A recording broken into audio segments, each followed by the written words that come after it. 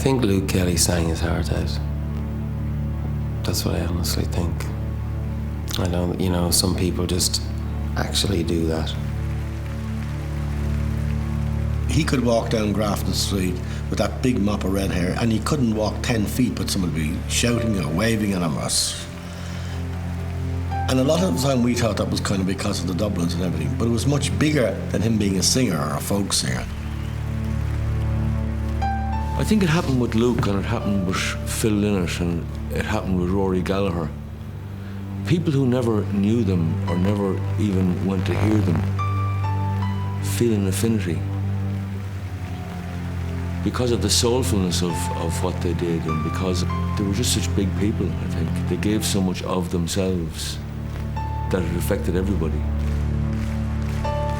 I haven't sentimentalised Luke in any way, and I don't want to because there's no necessity to. I'm just speaking. But the fact is, I actually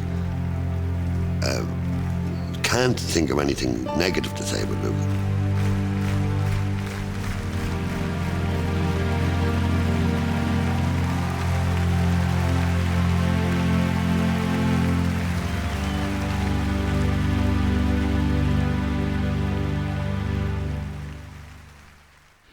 There was no point in him singing a song unless it came from somewhere within himself, or unless it was something that he felt validly able to express.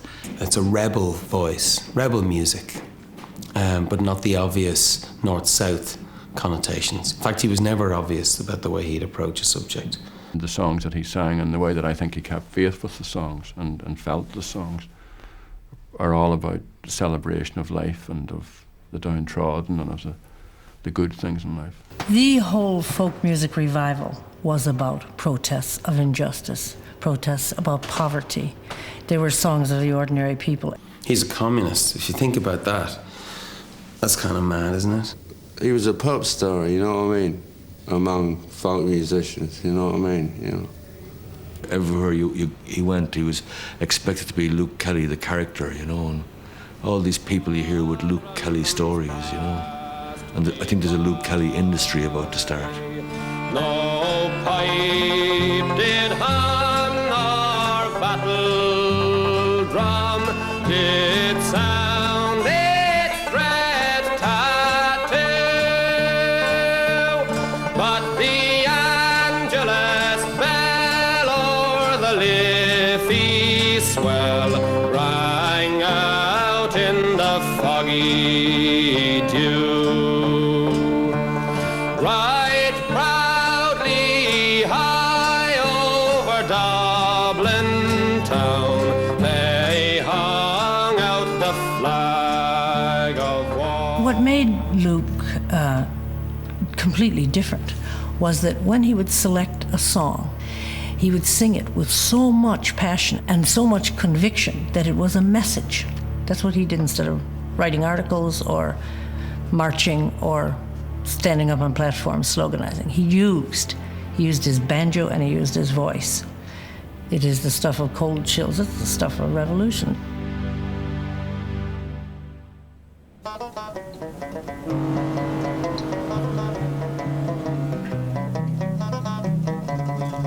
Well, in the merry month of May, now from me home I started, left the girls and children nearly broken hearted, saluted father dear, kissed me darling mother, drank a pint of beer, me grief and tears smothered enough to... Well, Luke was born into a very poor city.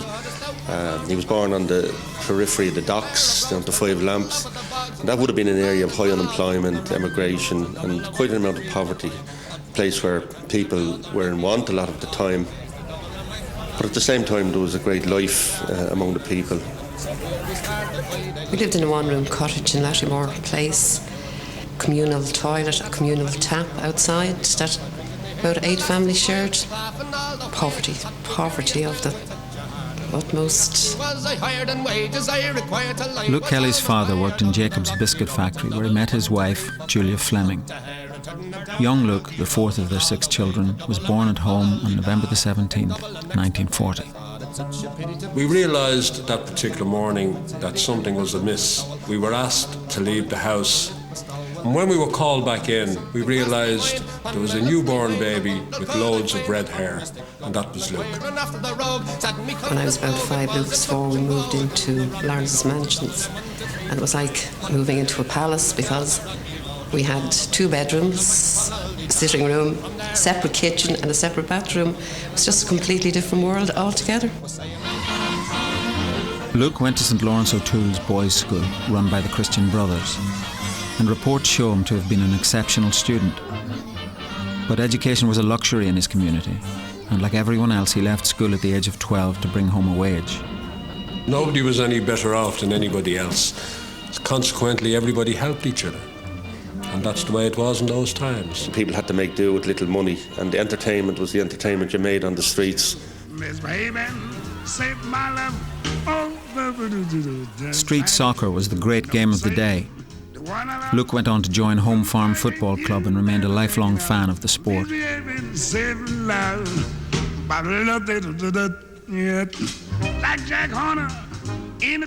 Meanwhile, he was attracted to another form of entertainment. He was certainly influenced by the great stars of that particular time, which would be Frank Sinatra, Perry Como, and Bing Crosby. And then he was also into the big band sounds like Duke Ellington, Tommy Dorsey. That type of music, that was the scene at that particular time. After their corporation flat was gutted by fire, the family moved to the suburb of Whitehall, a change Luke found difficult. He was about 13 years of age, you see. A funny old age to be dragged out of a good neighbourhood. He never really settled into Whitehall. Backwards and forwards down to the old Sheriff Street. The flats. He used to love the flats. Luke now tried his hand at a number of unsatisfactory jobs. But his interest in music was deepening, and he joined the Inner City Marian Arts Society, where he acted, danced and sang. Blueberry Hill by Fats Domino, that was his number 1 at the time. Always singing. Most young immigrants, when they left Ireland, they were leaving almost with a sense of disgust and goodbye to Dublin, looking forward to a different life. I think Luke turned his back on Dublin and was heading for Britain, probably thought he'd never come back. I found my thrill. In 1957, with little education and no trade, Luke joined the massive wave of young Irish immigrants to England. He lived an itinerant lifestyle in Manchester, Newcastle and Birmingham, and it was there that he would discover a radical new life and identity for himself. When you were in England, did you have a job apart from singing? I had about 50 jobs apart from singing. Well, I was cleaning lavatories, cleaning railways, cleaning windows. Very rarely cleaning my face, mind you. I must admit I was a beatnik for a while. It was in the early hours of the morning. We got up. We heard a knock. We got up, and this guy was standing at the door with a banjo slung over his shoulder, and his hair had grown. He had a small goatee beard. I stood in amazement and said, "Like, where have you been? What are you doing with yourself?" I was sitting in a pub in Newcastle on Tyne. It's a great singing area in England, Geordieland. I used to frequent jazz clubs, and some character said, "Well, the folk song club is starting tonight. I'm going along." You know, I said, "Well, can I come along with you?" And away I went. You know, I was waiting to pay in, and there was a crowd of English people, surprisingly enough, singing the old triangle, singing the most wonderful harmonies, natural extemporaneous, and I fell for it straight away. And I haven't been at a jazz club since, and I've been singing folk songs ever since. And the old triangle went jingle jangle all along the banks of the Royal Canal. Luke stayed behind in Birmingham and attached himself to the folk coterie that was there. I bought a wife in Edinburgh for a bobby. I got a father back again to buy tobacco weed. He was only interested in developing a repertoire, which was very important to him, and he absorbed songs. What happened to him in England, in Birmingham, it was a massive educational process. Passionate to learn about singing, Luke joined the socialist Clarion Singers Choir, where he met the Irish communist and scholar Sean Mulready and his Republican wife Molly. She adopted him and she civilised him. She had his teeth seen to, had his hair cut, got him a suit, and he got a job. And a year later, there was quite a presentable young fella going around the folk song clubs and working desperately hard to learn material. That was what he lived for, was to learn songs. Luke was now attending night school. He was learning about literature and left-wing politics from the Mulreadys, but was also profoundly influenced by George Thompson, Professor of Classics at Birmingham University and a member of the Executive Committee of the Communist Party. Luke was now fully articulate in anti-establishment politics and an active member of CND and the Young Communist League. Young people then hadn't ever heard a word about communism or socialism. These were alien and terrible ideas. When you actually were introduced to the literature and you began to read it, it was like saying, this makes sense. Now, the burning issue in the early 60s was the fact that we had planes circling above with nuclear weapons in them. And the wrong message, could start off at the annihilation of civilization as we knew it. This was a very worrying thing. And of course, there was no folk song that could deal with that. Luke loved that song. It became a sort of anthem for the campaign for nuclear disarmament at the CND. He was known as Luke, Sun is Burning Kelly. The sun is burning in the sky. Strands of cloud go slowly drifting by. In the park, the dreamy bees are droning in the flowers among the trees, and the sun is in the sky.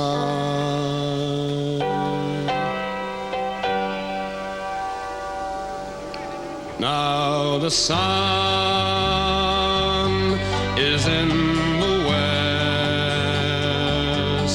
Little kids lay down to take their rest, and the couples in the park are holding hands and waiting for the dark. And the sun is in the west. Luke was a fairly tough Dublin sort of background, but he wasn't just your average guy. I realised that almost straight away, because average guys didn't read, Jean-Paul Sartre and Kerouac and all that sort of stuff. George Thompson, who had great influence in Eastern Europe, offered him a place at Prague University and had assured him, had it organised. And in 1962, Luke had two choices. He could go to Prague University, he could come home to Ireland to try his luck at ballad singing, and he chose Ireland. He chose to come back to Ireland. But he could have gone to university. Before settling in Ireland, Luke completed his musical apprenticeship under the legendary Ewan MacColl and his London-based folk group, The Critics. Although he always cited MacColl as his greatest musical influence, their relationship was never an easy one. People would do performances and then they would be criticised by the others, and it was like a bloody, trial by ordeal, For young Jamie Foyers in battle was slain. At the end of the performance, when he's been absolutely decimated by Ewan, I remember sort of Luke, the head down, sort of shaking his head like that, but there was a smile on his face. He wasn't devastated himself. He was up. I assume he was saying to himself, fuck this. He saw that MacColl was such a good songwriter. He was a great songwriter. He wasn't a great singer, and he certainly wasn't a great, he was guilty of a lot of intellectual dishonesty, but in the songs he was very influential. And I think Luke took that back with him. Mm-hmm. And he saw, I'm not interested in all the rest of the shit, but the songs are great, and the songs that have been pointed out to me that are traditional songs are great as well. That's what I need, and he took that away. Well, he said himself that he was re-seduced. He said when he left Ireland in 58, 59, he never intended to come back. But as he began coming back and forth during the early 60s, he could see this enormous change going on. And it was clearly the right place for him and the right time, and he was the right person. Luke had just come back from England, and we met. And the first thing that annoyed me is I was very, very sort of didn't like this English thing at all, you know. The English folkies used to drive me mad, and to a certain extent still do, but, you know, the way everything is so precious and all.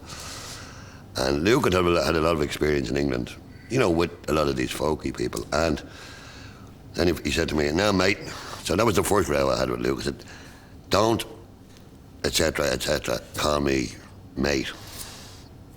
My name is Ronnie." The Ireland Luke returned to was in the throes of great social change. The monoliths of church, state and employer that had regulated the country since the Civil War were beginning to break down. No country in the history of the world has endured the hemorrhage which this island endured over a period of a few years of so many of her sons and daughters.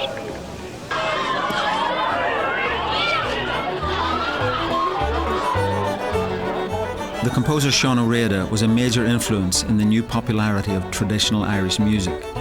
Luke said he was thunderstruck at his first experience of a fleadh cheoil in Milltown Malbay.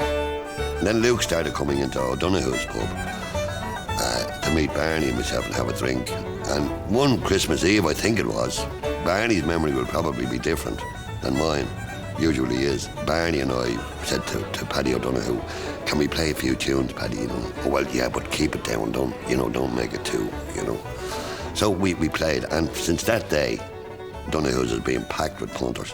The first song I ever heard Luke singing was, I'll sing a little bit of it.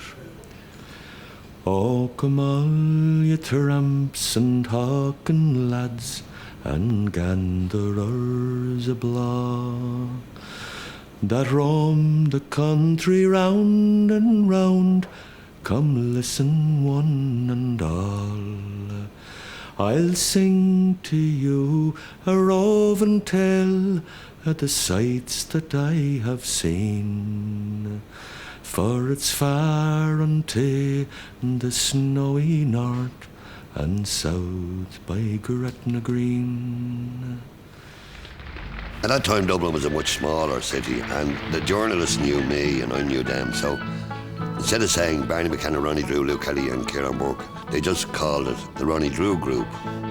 As down that glen came McAlpine's men, with their shovels slung behind them. One day we did a rehearsal, which was a very, very strange thing for the Dubliners to have done, because we used to rehearse it when we'd be singing and all that. And somebody said, "Well, the Ronnie Drew Group's kind of this, and we should call it something else," and all that. So Luke happened to be reading a copy of James Joyce's Dubliners. So he said, "Why not call it the Dubliners?" And that was it. The Dubliners, Ireland's first urban folk group, were now central to the Irish folk scene. They signed with Transatlantic Records and began recording, touring and playing regularly in the Embankment, the Abbey Tavern and O'Donoghue's pub. It was in O'Donoghue's that Luke met and started a relationship with the American singer and actress Deirdre O'Connell. Why I am slighted so by thee, I'm so in love I can't. The Dubliners signed up with Major Minor and began recording and touring more intensively. My heart lies smothered in my breast. It's not for Deirdre and Luke were married in Dublin. In 1967, the Dubliners' first single was banned, causing a major controversy that would help to make them stars. I was living in England myself when 7 Drunken Nights was a hit. And that just changed everything. Oh, as I went home on Monday night, as drunk could be, I saw a horse outside the door, where my old horse should be. Well, I called me wife and I said to her, "Will you kindly tell to me who owns that horse outside the door, where my old horse should be?" "Ah, you're drunk, you silly old fool, still you cannot see. That's a lovely sow that me mother sent to me." I think that everyone was delighted when the Dubliners broke through, because they achieved something that we had been trying to do and never managed. They actually popularised folk music. And as I went home on Tuesday night, as drunk could be. I seem to remember not liking anything that was called folk, especially Irish folk music. I thought it was crap, and so did everyone on our street, because we came from suburban Ballymun, Nowheresville. It was like outer space. There was no sense of culture at all that I remember. People who laid it on thick were to be avoided. They were the enemy when I was a kid. Then there was the Dubliners. They're just a complete exception to that. They were more like the Rolling Stones or the Clash. But buttons in a blanket shawl I never saw before. I think Ronnie first heard about it from some show band that was over in London at the time. They said, "You're in the charts this week." And Ronnie's reaction, I remember, was, he said, "Is that good or bad?" And he wasn't trying to be funny. None of us were under any delusions that we were now stars. We were just going to get more readies for gigs and make more money for porter. They represented by their very difference. They were anarchic, they had beards, which they sang rude songs, they didn't dress alike, they didn't behave nicely. Markedly different from the Clancy brothers, although they were close friends, I think, and markedly different from anything that had gone before. Luke got a terrific buzz out of that, I'd say, because he loved Mick Jagger and Paul McCartney and the Beatles. He was in his element there, for a short while. And now, live from New York, Ed Sullivan. Good evening, ladies and gentlemen. What could be more appropriate than for Sullivan from County Cork to open our St. Patrick's Day show with 5 bearded Irishmen from Dublin: Ronnie Drew, Kieran Burke, Luke Kelly, Barney McKenna, and John Sheehan. So let's have a fine opening welcome from my Irishmen.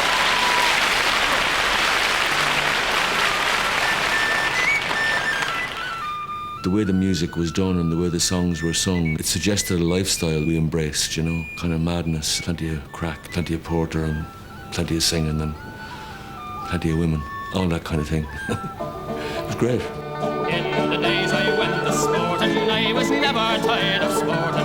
To an alehouse or a playhouse, and many's the house besides. I told me brother Seamus I'd go off and be right famous, and I never would return again till I roamed the world wide. Goodbye, Machine Durban, sure I'm sick and tired of working. No more I'll leave the tradies and no longer. Every time you do a gig, the natural thing was to go drink and live it up, and because we could all manage to perform the next day. Don't ask me how, but we seem to be able to, because you'd be going into places and meeting people like Keith Moon. He'd be in the club. One night we went into a place and he'd play the drums in the lobby and have a drink, and the drink was a bottle of champagne each, like bottles of stout. We were all going over drinking these bottles of champagne. I remember going into a place called the Speakeasy Club in London with Luke, and we met Jimi Hendrix and Paul McCartney, and it was like backstage at some pantomime or something, the way everybody was dressed up. Luke's political conscience was keener than ever. He used the Dubliners' international success to bring public attention to the struggle of the dispossessed. There was a very strong commitment growing from about the need for justice, a protest against all forms of injustice. The anti-apartheid movement, Mandela being imprisoned, the war in Vietnam, the civil rights movement across America. I think Luke Kelly and the Dubliners were a fusion of the struggles of the blacks in America and indeed the liberal civil rights supporters. And he linked the struggles of the civil rights movement in America and the struggles of the civil rights marchers in Northern Ireland. Well, I think that there's no doubt at all that in 1968 and indeed the 1960s, that the civil rights movement in the United States, in particular in the leadership and impact of Martin Luther King, had an enormous influence right across the world. And it certainly had a very big influence here in Northern Ireland. But I want you to know tonight that we as a people will get to the promised land.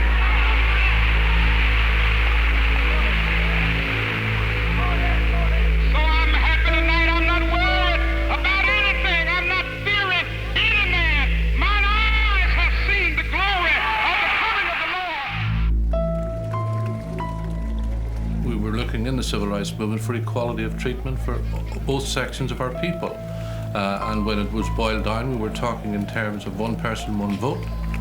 And we were talking in terms of the fair allocation of public housing. and fair allocation of employment. Catholics here are faced with blatant social injustice, and this forces moderate people into immoderate actions.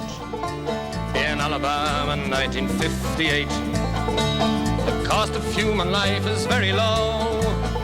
A man that's black is trampled down just like when Luke was very much in tune with the struggle of people in Northern Ireland to have a voice, to be heard. But I wouldn't describe him as a nationalist. He was more of an internationalist. now every man may walk his road in peace, for all are free. The pressures were there, all that touring, and you know it was constant going, and then when you'd come home, there'd be like you just keep it up. We'd be up in Donahue, we'd be round the town drinking. I suppose it does have an effect, a cumulative effect somewhere.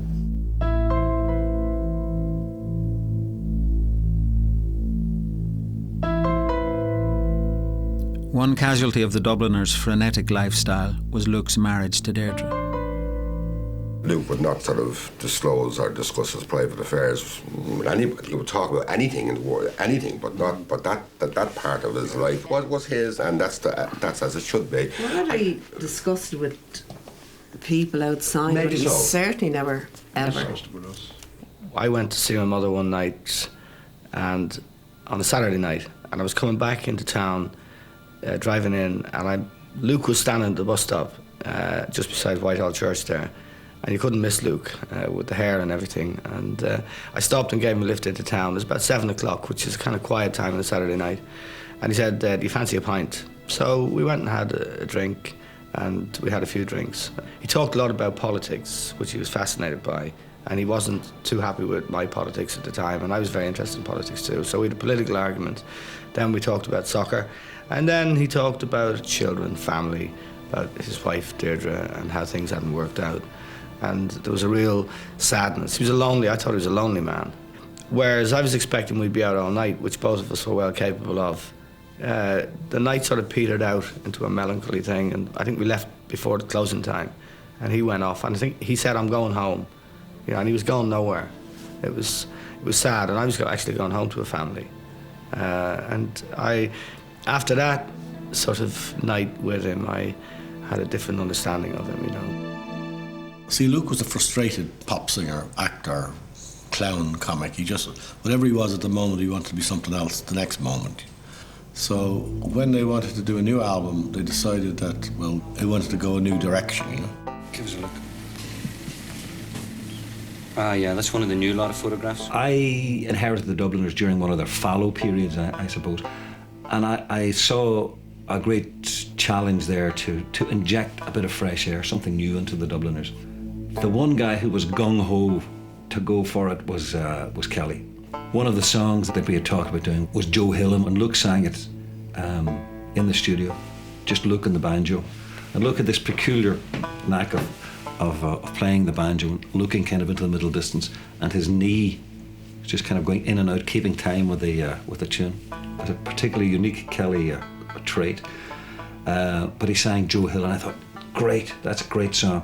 But it's an American song. We're like, yeah. So I said, I hear this, we should give this a bit of an American flavour. And I can remember going to the piano and doing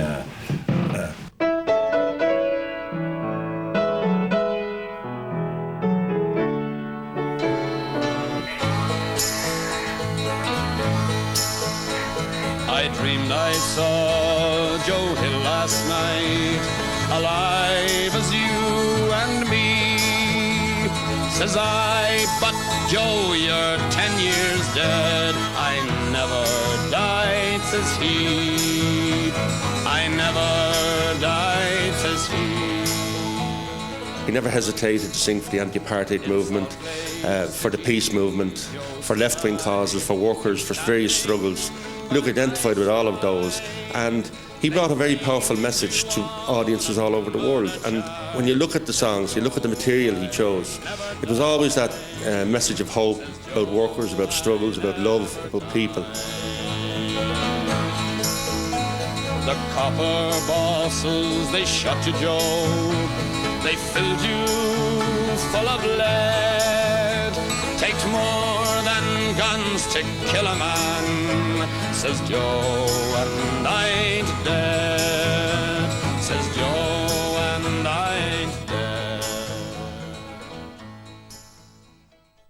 Oh, Phil is a craftsman. He's not a genius. We discussed this last time I saw him. No, he's no genius, as he admits himself. I'm only quoting himself. But he's a very, very good craftsman. Well, I wouldn't have believed it until he played me this tape of various songs. It was a demo tape of various songs, about 5 songs. And about the 3rd song into the demo tape, this, I thought, marvellous song came along. It was called Scorn Out of Simplicity. I actually met him in town one day, and he seemed to be very excited. And he went on to tell me a story that Phil Coulter had wrote this song called Scorn At His Simplicity. He was doing the singing on this demo tape and playing guitar. And he was crying, he was sobbing. This was you the could one hear the emotion, you could hear the emotion coming out. This was the song which you subsequently recorded about his own child, wasn't it? It was his own child. It was an autistic child, I'm not sure, but which has since died. And I insisted on getting my hands on that one. Luke just zeroed in on it right away. It kind of dismissed the other songs, which of course I thought were great, but Kelly dismissed them and said, that's the song I want. And he was reluctant. He said no. I said yes. He said no. I said yes. I want that one. Because I'm not interested in the rest of them unless you give me that one. He said okay. I said no. I said okay. We'll go into the studio. Let me have my hands on it. And if it works, we'll put it out. If it doesn't work, we'll forget it. He went on to describe the arrangement. And he said, if you listen to it, Johnny, you'll hear the piano playing. And then in a certain section, you'll hear the boom, boom. And that was the dullness of the mind. See the child with the golden hair, but eyes that show the emptiness inside. And if you think of people who are blessed with Down syndrome babies or with children who are in some way disabled, I think it gives them a place, gives them ownership, and it's a recognition. Well, Luke didn't like singing Scorn Out of Simplicity on stage, I know that. He didn't like sentimentality, I didn't like sentimentality, but there is a difference between sentimentality and a song. You can have feeling in a song. He looks almost like the others, yet they know he's not the same. Scorn not his simplicity, but rather try to love him all the more. Scorn not his simplicity, oh no, oh no. I suppose I recognised in him what happened to him when he began to sing a song. It's something I recognise in myself, that when I'm singing a song, nothing can get to me. When he sang a song, he went into the song and he lived the song. And I suspect that when he sang a song, there was a film that ran in his head, and nothing could distract him from that. He was a very intense singer, very passionate. Scorn not his simplicity, oh no, oh no, oh no.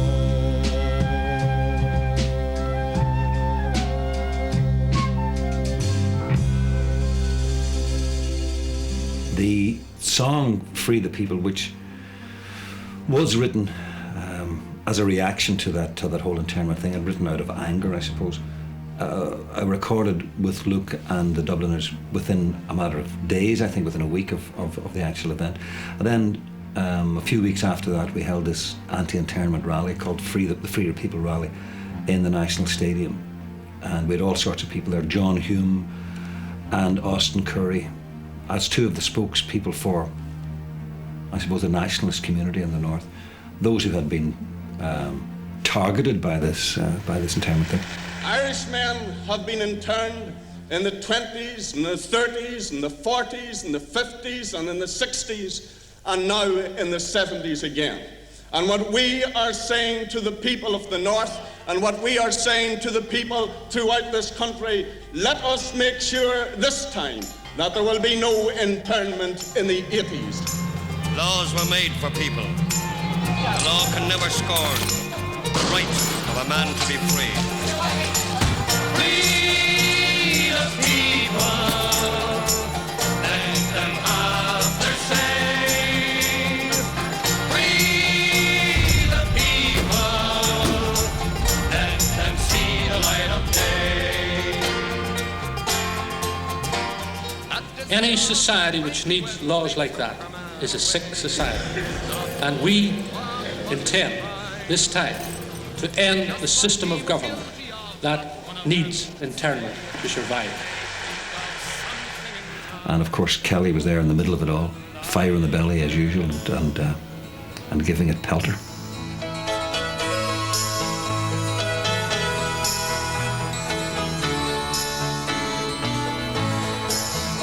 I'm standing there as big as life, and smiling with his eyes. Says Joe, what they forgot to kill went on to organize. Following the killing of 13 civil rights marchers in Derry on Bloody Sunday, Luke attended funerals of the victims. I always mind the fact that Luke is, presented as this working class hero. I think like most people who are adventurous and curious about life, like whatever it brought to him, he just caught onto it with gusto. Jesus, I am overjoyed to meet you face to face. You've been getting quite a name all around the place. He desperately wanted to be an actor. When Superstar came out, it was announced, he says to me, "There's only gigs in there for me." I said, "This is not for you." He said, "There's a great song in there, Herod Walk Across the Swimming Pool." So he loved the song, and he loved the whole thing. So I said, "Okay, let's have a go at it." So you, Christ, you're the great Jesus Christ. Prove to me that you're no fool. Walk across my swimming. I'm terrified out of my life.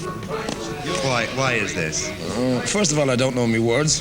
And secondly, I don't know where my feet are. I'm supposed to dance in this. You're only telling the I think everybody was shocked when he came out in the big robe and the crown.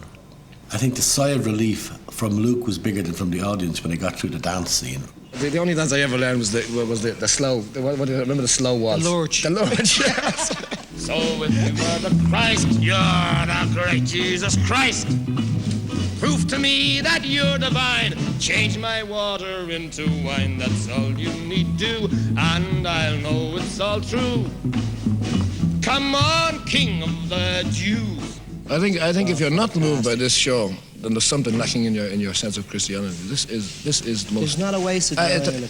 Yeah, this is the most reaffirming show. Yeah. Fabulous. That I've ever seen. I didn't believe before I came into rehearsal. I didn't bother reading the script or listening to the record because I didn't want to be influenced by that. But I never expected to have the profundity that it has. Hey, are you scared of me, Christ, Mr. Wonderful Christ? You're a joke. You're not the Lord.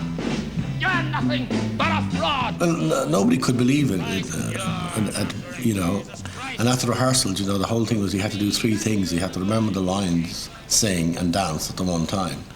And it was just hilarious. He had this 1 5-minute dance which took about 2 weeks to get it right. Is it true that you're playing Herod as a queer? A pig's ear, yeah. Ginger queer? No, there'll be a touch of that. There'll be a touch of camp in it because I can't imagine myself trying to play a queer in that way. I don't think I'd ever be able to manage that. You don't want me to act as well, dancing and singing and acting too. It must be majestic. I always think there's nothing more attractive to a young woman than a bad boy, and that's what Luke was. It may have become a cliched chat-up line, but very few men then had the charisma to walk into a room and go over to a woman and say, "You are gorgeous," or "You're beautiful," or "I want to go to bed with you." And boy, Luke Kelly could.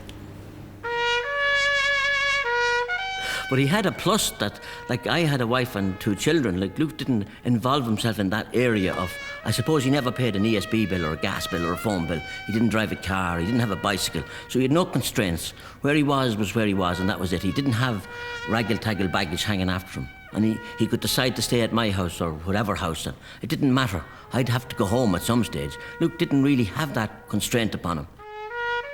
There's something about his very stature as a person that's kind of striking to Irish people. I think that's why. I think it's a visual as well as the sound of his voice. When I started off looking for songs, the first thing I looked for in a song was there a bit of crack in it? You know, that's what I was looking for. But then I saw that Luke was looking for something different.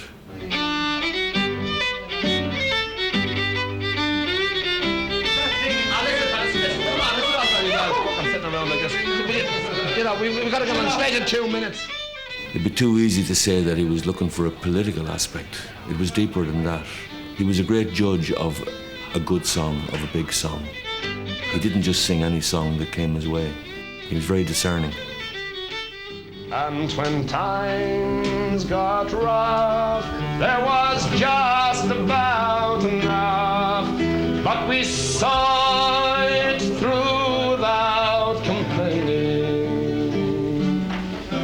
For deep inside was a burning pride in the town I love. Kamikaze town, here we go. Now we've got it. But when I returned, how my eyes have burned to see how a town could be brought to its knees by the armored cars and the bombed out. Well, The Town I Love So Well for the people of Derry is a very, very emotive song. It's very much about Derry. The words of it are very moving. There's music there in the Derry air. I mean, we're very proud of our musical tradition in this city. That's part of the positive thing. And of course, it talks about the tanks and the guns. Oh my God, what have you done to the town I love so well? The terrible damage done by the Troubles. With their tanks and their guns, oh my God, what have they done to the town I love so well? Now our music's gone, but we still carry on. Our spirit's been bruised, never broken. We will not forget. In other words, we will remember the terrible things of our past, but our hearts are set on tomorrow and peace once again. For what's done is done, and what's won is won, and what's lost is lost and gone forever. And then the hope. I can only pray for a bright brand new day for the town I love so well. For what's done is done, and what's won is won, and what's lost is lost and gone forever. I can only pray for a bright, brand new day in the town I love so well. Luke Kelly particularly had an affinity with radical causes. What's happened in the north, well, The Town I Love So Well in many ways sums that up. What causes us to do what we do is a love of singing and a love of songs. And then somewhere along the way, some of us encounter success, commercial success, and other interests come on board. And I remember I think it was Tommy Potts said once that it's very, very dangerous for a musician or a singer to accept money for the work, because as soon as you do, your attitude changes. And I can see that quite clearly now. And some of us have been affected more deeply than others by our mixing in with the business aspect of things. And sometimes it can have a very bad effect on a person's attitude towards the work, you know.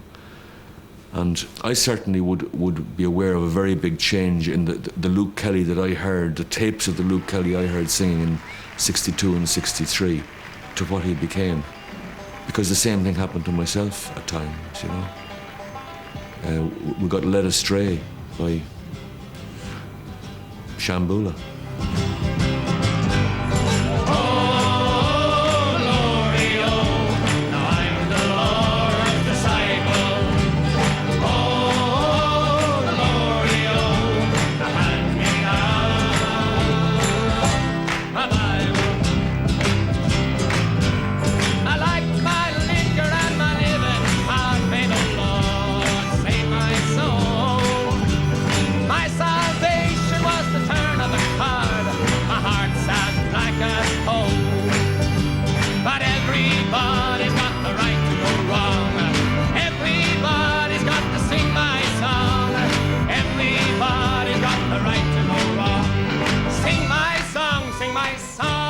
That it's not the intensity of the singing that gets us down, it's the intensity of what happens when the gig is over, really. It's all the madness that goes on. You know, if you're in Berlin or if you're in Hamburg or if you're in London and there's hundreds of people who want to get a bit of the action, and you know, it's particularly when you finish a good gig, your adrenaline is really pumping, you know, and the last thing you would think of doing is going to bed. I mean, I remember one night in a bar in Copenhagen, some people just kept coming up and putting these drinks on the table, so that at the end of an hour, I mean, I can't remember what the drink was. I think there were about, 14 glasses of vodka or whiskey or whatever it was. And the 10th person that came up, I said, hey, I mean, how much drink do you think he can take? You know, it was as if he was being forced into a role. It made a kind of self-destructive and creative thing almost one and the same, you know. If you could drink enough and do enough other things, it was a proof of genius. It was an occupational hazard. At that time, it was almost expected of people, being drunk and falling down drunk and all the rest of it. A lot of punters kind of expected to see that, and if they didn't see it, they were kind of disappointed. You know, in certain places in Germany, when they drive, there'd be a case of whiskey for them in the dressing room, you know. And that everybody thought that the only way to get to them was to buy them drink, and they just... Most of the time, I would say 90% of the time, after a concert, they just wanted to go home or go to be with themselves, but there was always a group of stage door Johnnies. There was always 10 or 20 people waiting for them. I mean, you could never see a poster or a record cover or anything that didn't have drink involved in it at that stage. There were always pints on tables or this, that, or the other. I mean, adverts for drink, and took its toll. He would drink anything, you know. He would drink beer, he would drink whiskey, he would drink gin, he would drink vodka. He would just mix it, he would just go. But I'd say myself that he used drink as I did myself to give me courage to go out and do what I love doing. But like, you start off doing something in a room among friends and it's great, but then you start getting up on the stage and doing it, and then you start kind of becoming well known for it, and it's a different ball game, you know. So you might need a few jars just to settle it down a bit, you know. Kelly was never very good at looking after himself. You always, by the look of him, you knew that he was not getting 3 square meals a day, that's for sure, not getting any sleep or whatever. And you also, for a long period, got the feeling that he badly needed looking after, if you like. Well, in the merry month of May, from my home I started, left the girls and children nearly broken hearted, saluted father dear, kissed me darling mother, drank a pint of beer, me youth and tears to smother that up to reap the corn, leave where I was born, cut the stuff back down the varnish, ghosts and goblins, a brand new pair of brogues to rock the love of the boss, right all the while. First produced me crystal and I then produced me razor, sing stand and deliver, for you are a bold deceiver, mushering dum-a-doo dum-a-da. Breathe that dream by the old canal. I kiss my girl by the factory wall. Dirty old town, dirty old town. I think, well, we knew each other for about a year. And at some point before that, Luke wanted me to see the house, and he asked me to come over to the house. And he basically, I remember him standing in the sitting room and with his arms up to the ceiling and saying, one day this will be a palace. Well, it was a very, very strong relationship. They lived the last 8 years of his life very, very happily together, I thought. At the time when Madeleine met Luke first, the house she lived in Dartmouth Square was just a house, but together they made a home of it. By now the Dubliners were a commercial product, and Luke's life as a singer was haunted by a sense of failed ambition and a loss of focus. I can only hazard a guess and say that he was trapped. You get trapped because you feel obligated to the other members, and you feel obligated to all the families and the whole thing that happens when a band becomes commercially successful. There's a little kind of town starts up. And Luke, being the kind of person he was, I expect probably felt obligated to keep going. Maybe when he would have preferred to have been back singing the way he was singing in the early 60s, when he lived for songs and for singing, and not for big stages and Top of the Pops. His private side came out more, and he didn't tolerate as many people. He only wanted to have people around him he really liked and wanted to be with, and whose company he enjoyed. He was a more introspective individual. A lot of his singing in latter years reflected that introspection. He began to think more about emotions, more about people, more about the sense of friendship, love, and what was going to happen to him later in life. On a Raglan road, on an autumn day, I met her first and knew that her dark hair could weave a snare that I might one day rue. We were in a pub. We won't name the pub. I don't suppose it's allowed on television. Well, it was in the Bailey anyway. And he was singing in his own peculiar manner, and so was I, in my own peculiar manner. And he said, "I've got a song for you." And he said, "You should sing Raglan Road." On Raglan Road of an autumn day, I saw her first and knew that her dark hair would weave a snare that I might one day rue. I saw the danger and I passed along the enchanted way, and I said, let grief be a fallen leaf at the dawning of the day. On Grafton Street in November, we trip lightly along the lane of a deep ravine where can be seen the worth of passion's play. I used to meet Luke fairly regularly, and I remember on one occasion he was going through a great new song, which I think was a great new song then, and is still a great song, Raglan Road. And of course, I always regarded myself, being a dairyman, as a bit of a singer, and he taught me Raglan Road, and I still sing it occasionally. Well, the way he sang Raglan Road, I think, was brilliant, you know. I think he's done the best version of Raglan Road I've ever heard, you know. On a quiet street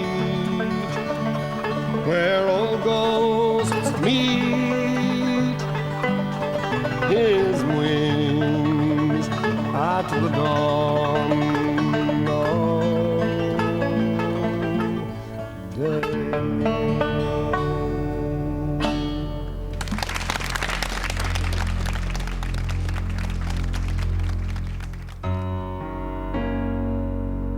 the first indication we got that there was something wrong. We were doing a gig in Reykjavik. We flew up via Glasgow the day before.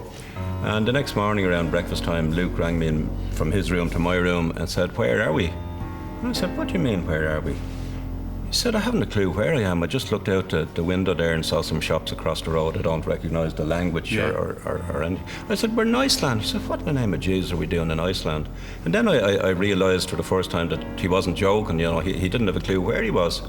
And it's not like he was drunk the night before. No, it seemed to be normal perfectly amount. normal. And you come down to the lobby, he said, "I'm sitting here with Luke and he's a very frightened man." So I went down and I never saw anybody as terrified. Completely disorientated. Absolutely terrified. He was white, he was shaking, it had nothing to do with booze. He knew he was away somewhere. He knew he was because away, yeah. The bottles of duty free beside the bed, but they were still closed. When he used to get these headaches to be written off the hangovers, you know.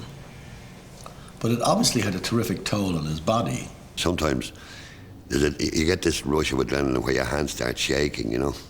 And Luke would often say to me, "If you get it, I'll jump in." The song, and I'd say to him, "If you get it, I'll jump in."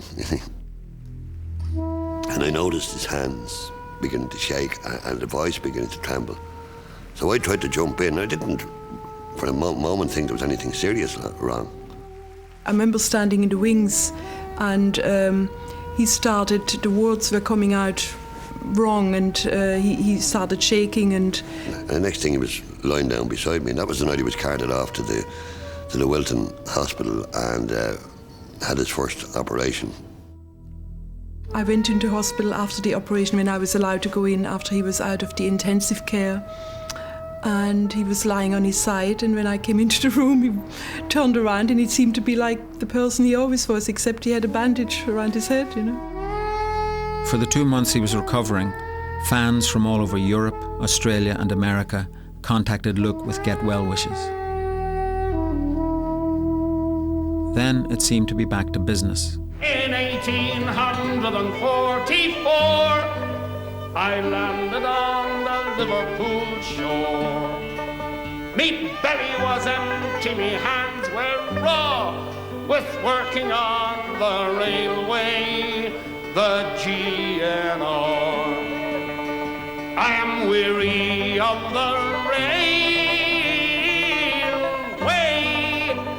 Now Paddy works on the railway. In 1845, and Daniel O'Connell, he was alive. Daniel O'Connell, he was alive and working on the railway. When Luke started to become ill, often it would be mistaken for, like, people would think, oh yeah, he just had too much to drink, and often that wasn't the case. And in fact, he gave up drink for a few years, and I would hear people saying, "Oh, saw Luke Kelly drunk the other night, and he wasn't drinking, or he might have been with me." Or so stories were always made up a lot and exaggerated, I think. I mean, it was a terrible time for him for the next few years because he would forget things, forget words and some of songs that he'd known for years. That was a result of his operation and so on. Unable to live and sing as before, Luke spent more time at home with Madeleine and became increasingly reclusive. I think it was the spring of 1983, and I had got word, in fact, that Luke was not very well.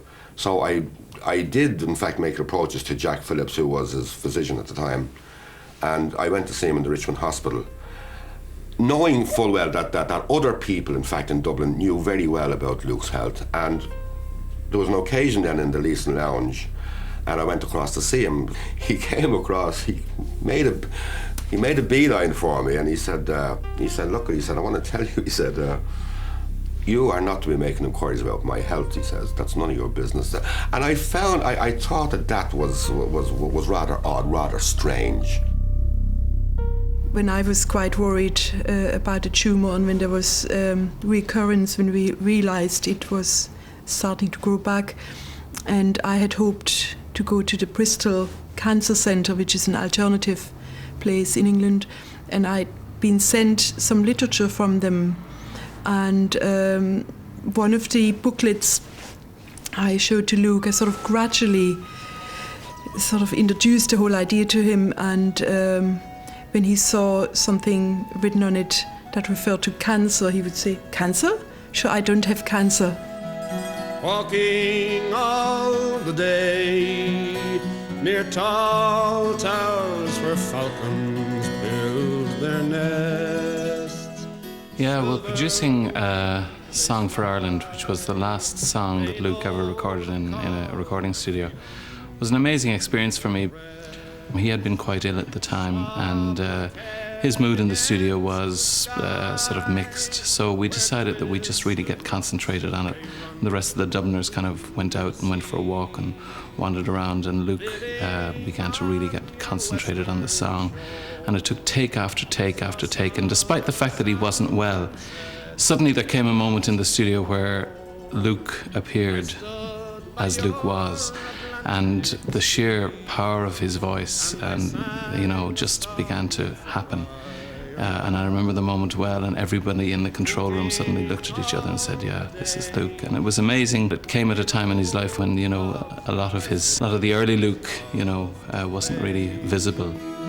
Saw one touch the bow. He played a reel which seemed so grand and gay. Stood on Dingle Beach and cast in wild foam. We found Atlantic bass living on your western shore. Saw summer sunsets, asked for more. I stood by your Atlantic sea and sang a song for Ireland. We weren't to know that very shortly afterwards he was going to leave us.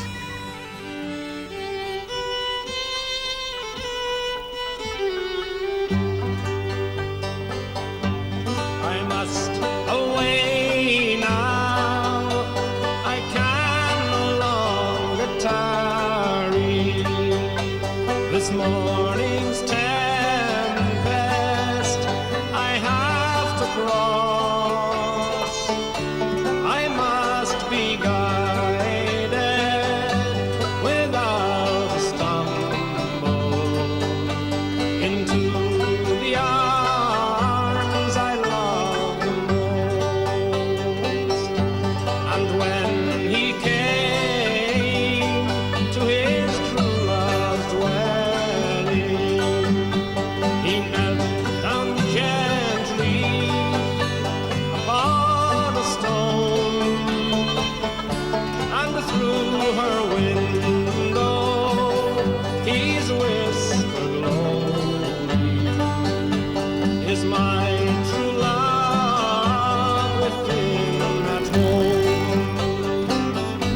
Wake up, love, it is thine own true lover. Wake up, love, and let me in, for I am tired, love, and oh so weary. Into the arms I love the most."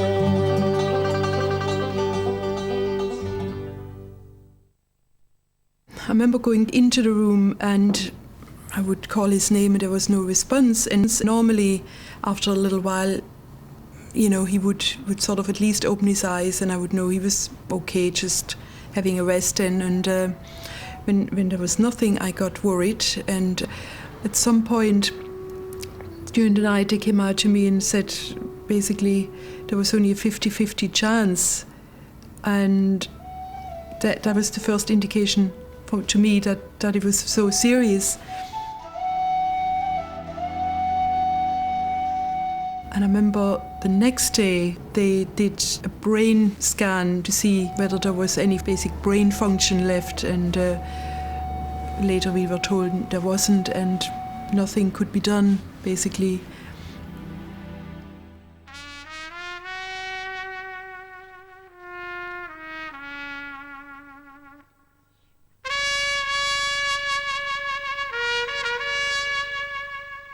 Nobody could have anticipated the turnout. All of Dublin stopped. People gathered around that church, and there was real, genuine mourning. It was as though Parnell had died. I remember Noel Ginnity saying to me at the funeral, if this guy had the slightest comprehension of how loved he was in this city, you know, he wouldn't have died on us. I was outside the chapel at Whitehall when he was being buried. I was rushing to a meeting in Dublin, and I had hoped to be there for the Mass, and I always regretted not letting the meeting go. I always regretted not getting out and just being there and paying my own wee bit of personal homage. And you could see the throngs of people gathered. Luke's singing, particularly his ability to deliver a song, is something that will sustain and will be something that future folk artists will always look back to as a reference and as an inspiration.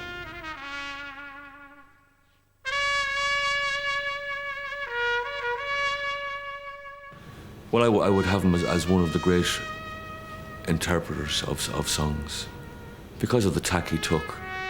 Which should make us really regard those recordings. Extraordinary voice, extraordinary, generous man who turned so much on its head in this country.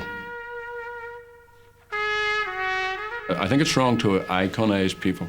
You know, obviously he was just an ordinary person with his faults and his flaws like the rest of us, and I think, you know, we sometimes commit the error of putting people up on pedestals when they're dead, but I do think it's true to say that he kept faith with whatever being Irish is. Then the old triangle could go jingle, jangle. There hasn't been even a young voice in Ireland that's come anywhere close to that area that Kelly defined. All along the banks of the Royal Canal.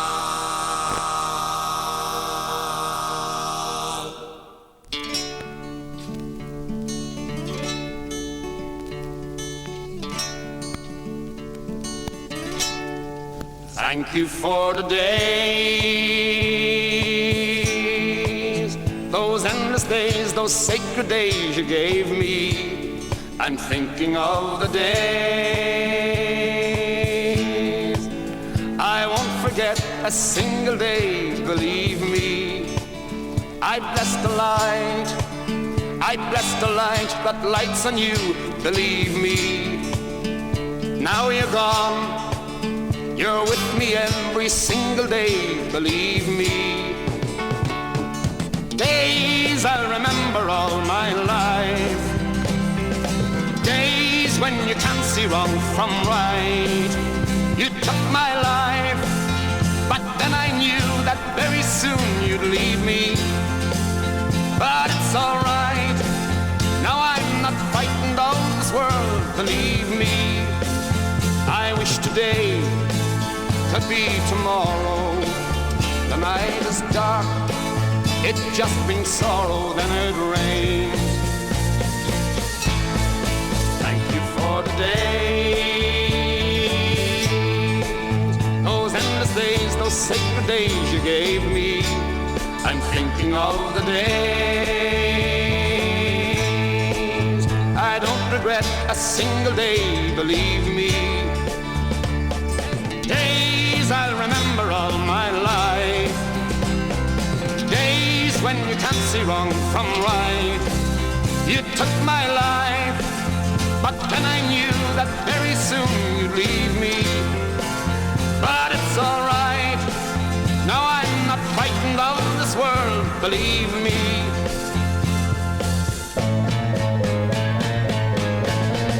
Thank you for the days, those endless days, those sacred days you gave me. I'm thinking of the days I won't forget a single day, believe me. I bless the light, I bless the light that lights on you, believe me. And though you're gone, you're with me every single day, believe